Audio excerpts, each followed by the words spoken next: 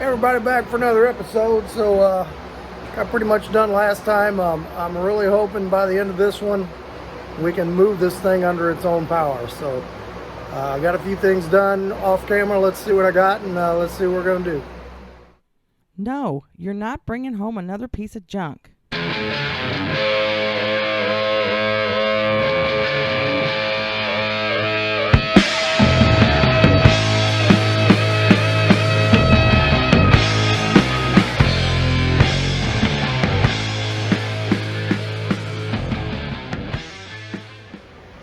Alright, so starting back here, I have got my taillight wiring run to both sides. Had to shorten it up a little bit. I got a wire down there for my license plate light. These sockets are not going to work.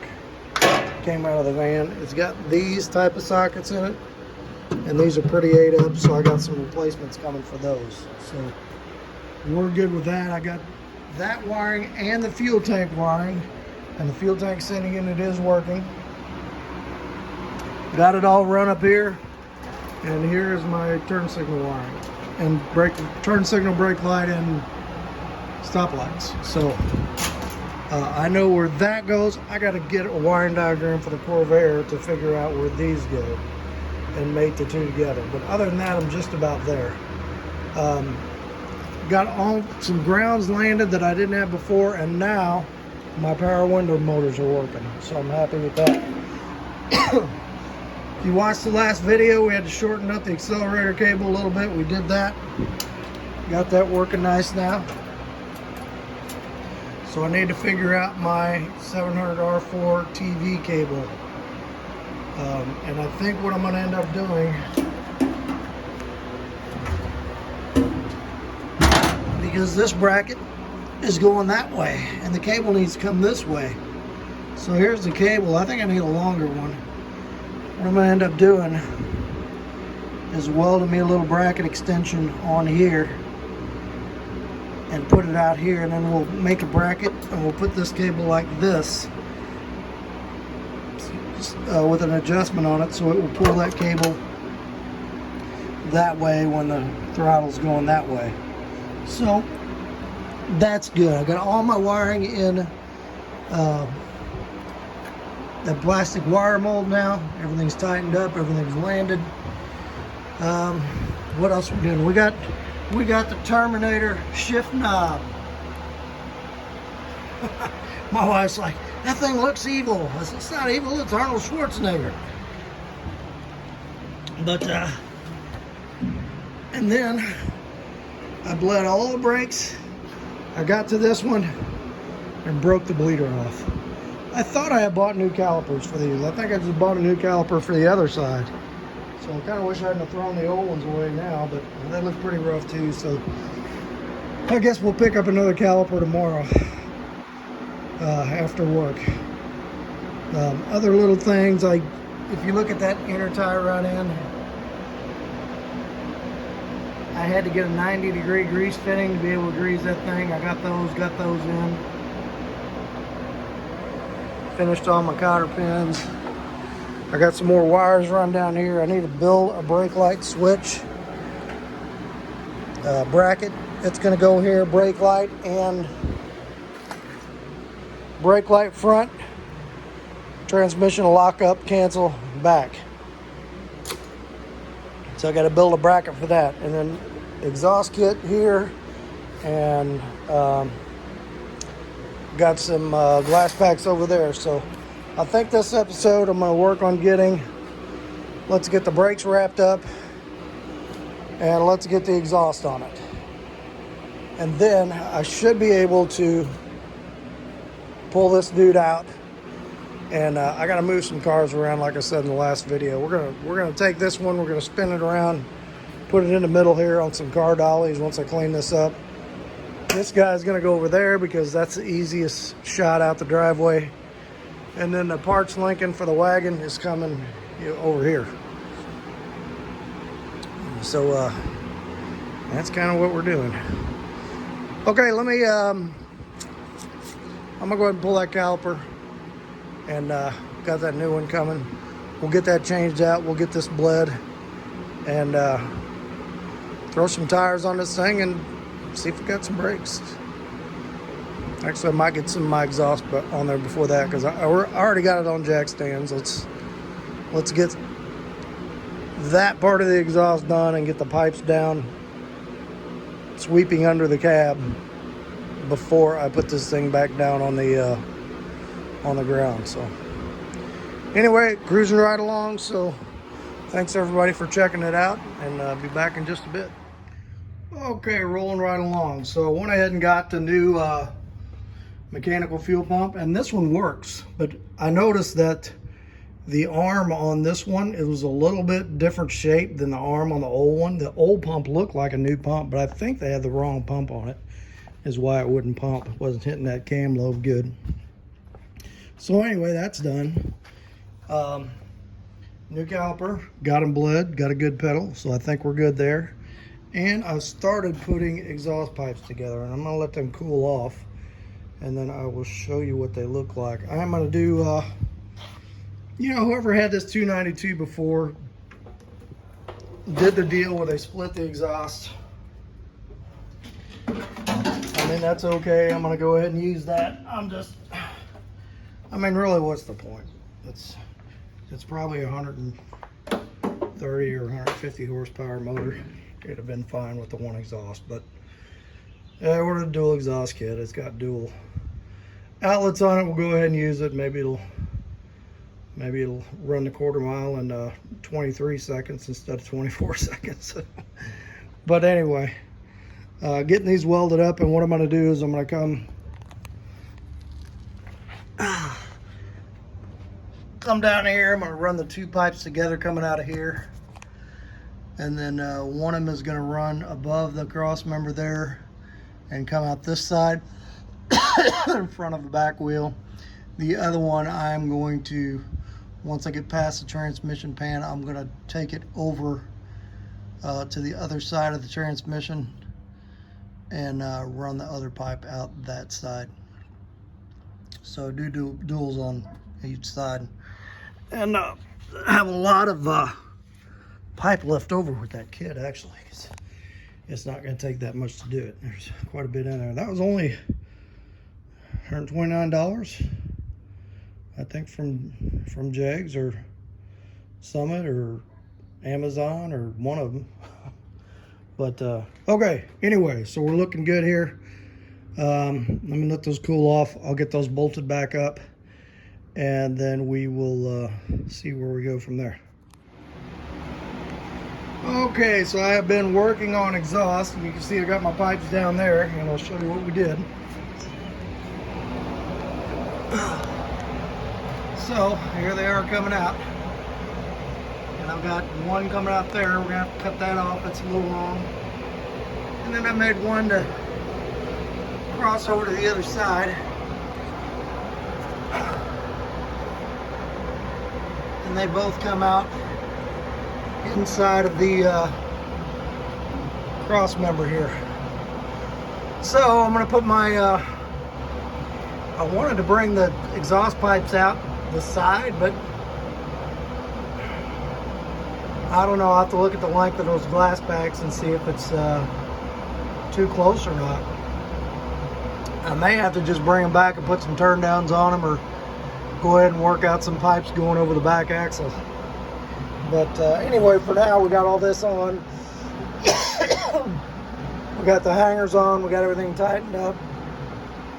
So this part is good. So I'm not going to put the mufflers on right now. I'm going to throw the wheels back on this thing. I think I might go ahead and put this side of the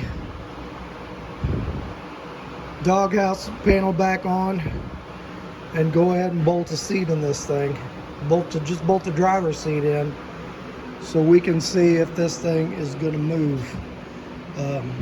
Like I said, I need to get these cars moved around. I've got a couple days to do it. I got family coming over for a barbecue this weekend, and the word from the wife is get that Lincoln in the garage. She don't want to see it out here, so that's what we're going to do. All right, let me throw.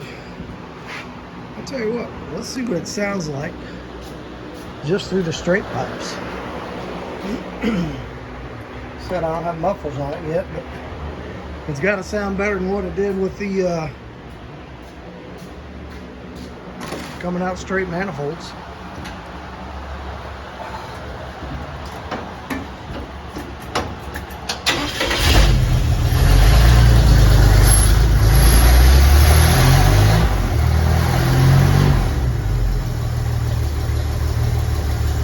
The thing is really not that loud.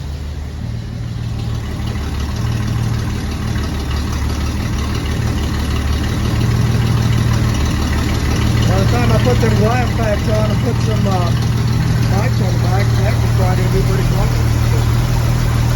Okay. Alright, sounds good. Let's get some wheels back on this thing and we'll take a look at what we got.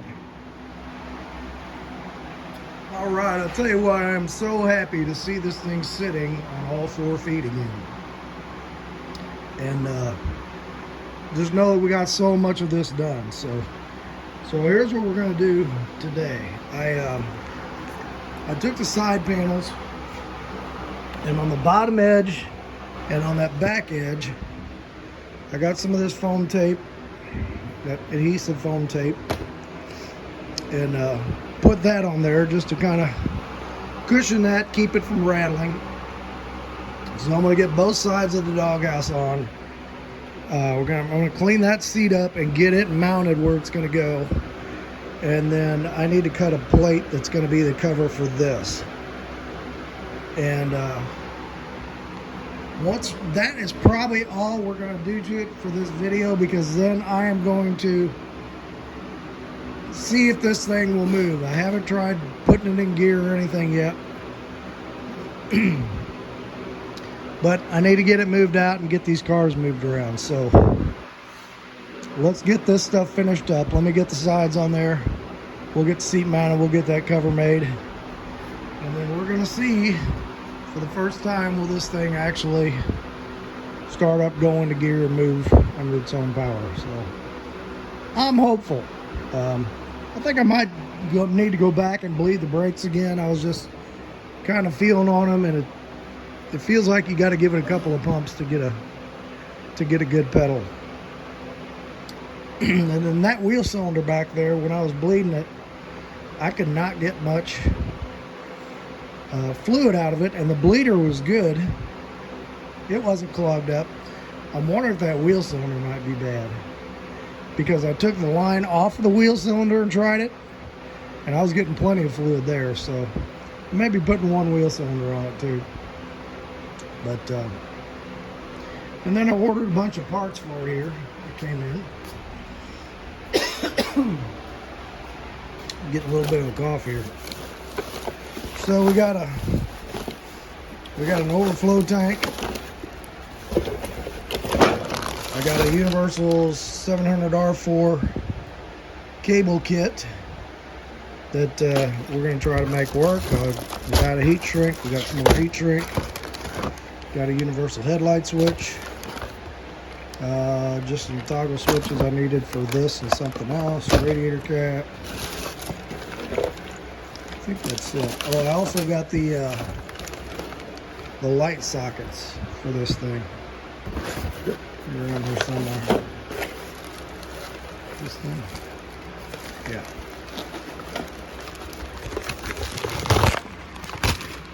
So this is the light socket it shows as a replacement for a 69 Kingswood wagon, which is what these came out of. So I think what you have to do is like grind this socket off there, and then this is supposed to fit in the hole. I don't know. We're gonna make it work. But these are the ones that were in there, and this was not gonna work. It was just too big. Okay, let me get the doghouse back together. We'll work on this seat and see what we got. Okay, all done. So we got the doghouse back together. Everything's screwed down.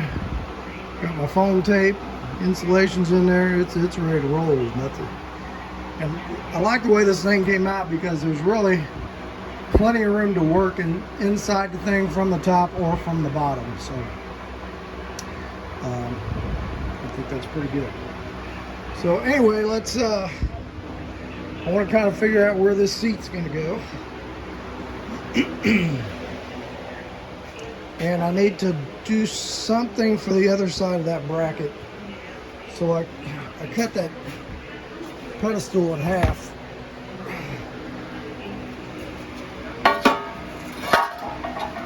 So I think we're probably gonna cut this side off of here, or whichever side fits that, and make a bracket of that to bolt to the wheel well, and then this will bolt to the floor. So actually this side bolts to the seat. So I think we'll go ahead and we'll go ahead and cut that off of there. And then we might have to put some tabs on it or something, but we'll figure out how that's going to bolt to the wheel well. This side's ready to go. So, all right, let me do some thinking and we'll check back here in a minute. Okay, so we've got seat temporarily mounted in there. I just ran made some brackets and ran a couple of self-tappers in there for now. What else do we do? Fixed my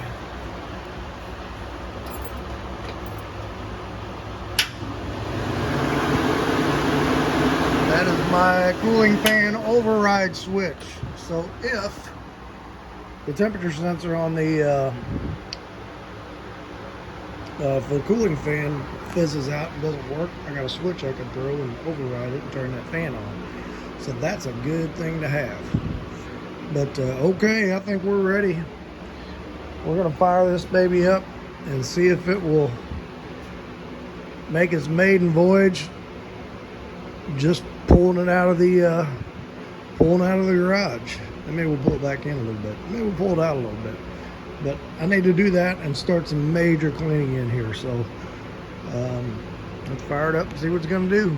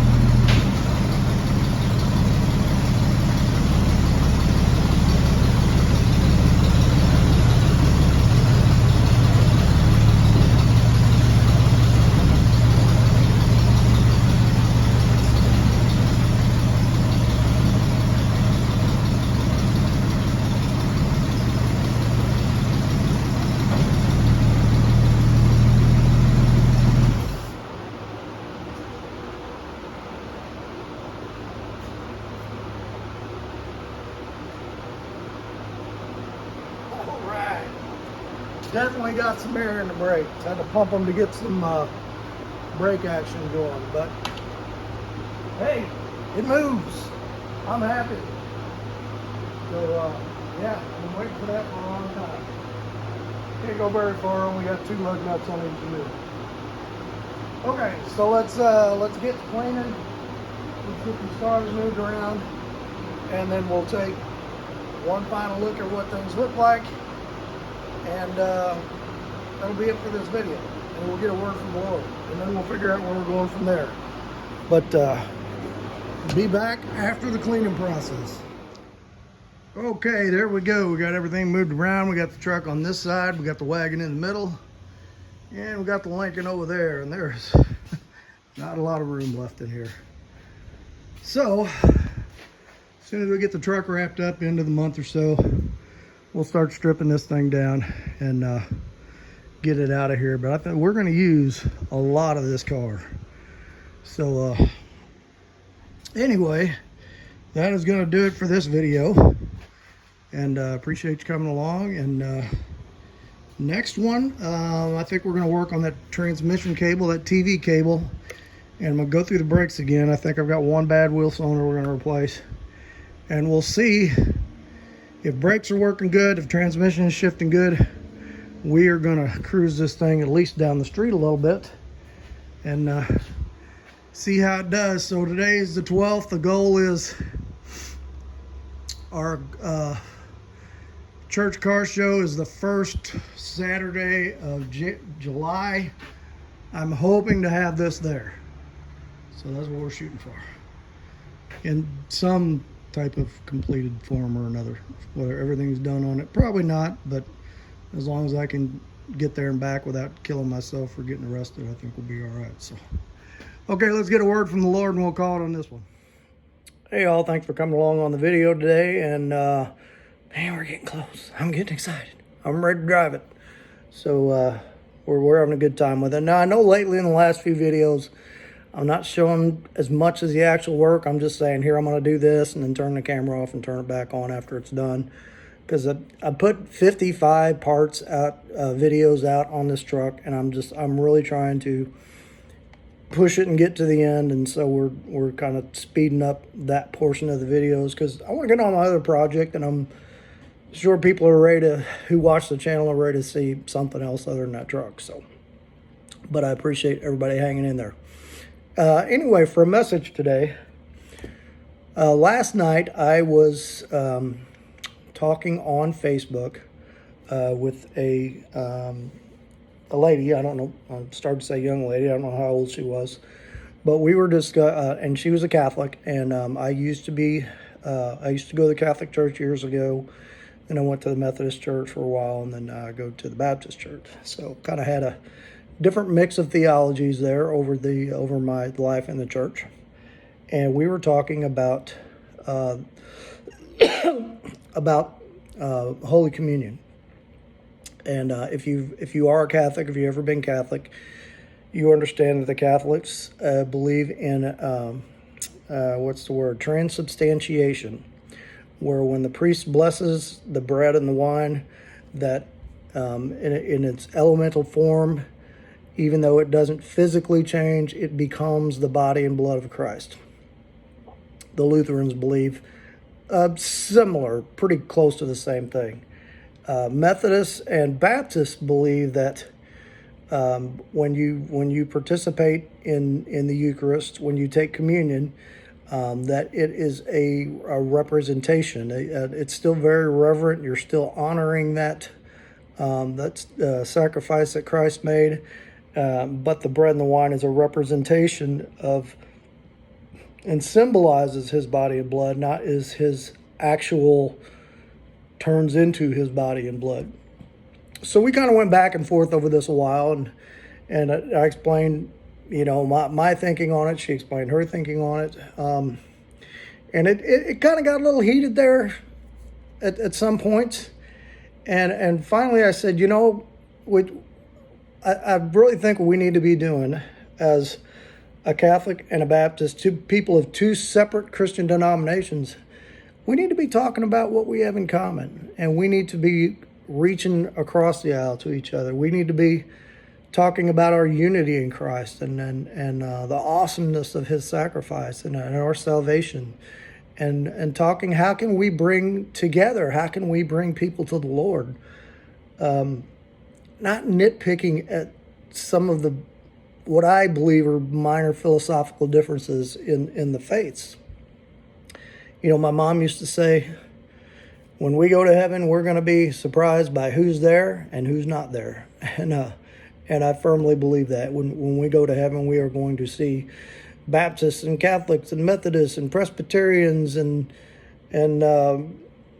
of all kinds of denominations, non-denominational churches. There's a lot more of them out there. But all of us who have that base belief in our salvation being through Christ, we are all of us who've accepted that are going to be there, and from many different denominations who have these little different beliefs. So, it's our humanness and our flaws that have separated us over the centuries into these denominations where this one didn't quite agree with that one don't quite agree with this one. The Catholics say the priest can't marry. The Methodists say, well, the ministers can be women. The Baptists say, well, we don't want the ministers being women. That stuff is not nearly as important as our core beliefs in Christ and salvation. So just want to encourage, no specific Bible verse today, but just want to encourage unity. If you've got family members in different denominations that, are friends in different denominations, don't spend your time picking at each other. Spend your time unifying with each other and getting on message together and saying, how can we come together and bring someone who doesn't know Christ at all to him, rather than going back and forth and doing this stuff. Anyway, that's the message for today, and hope you like that. So let's have a word of prayer and we'll be done.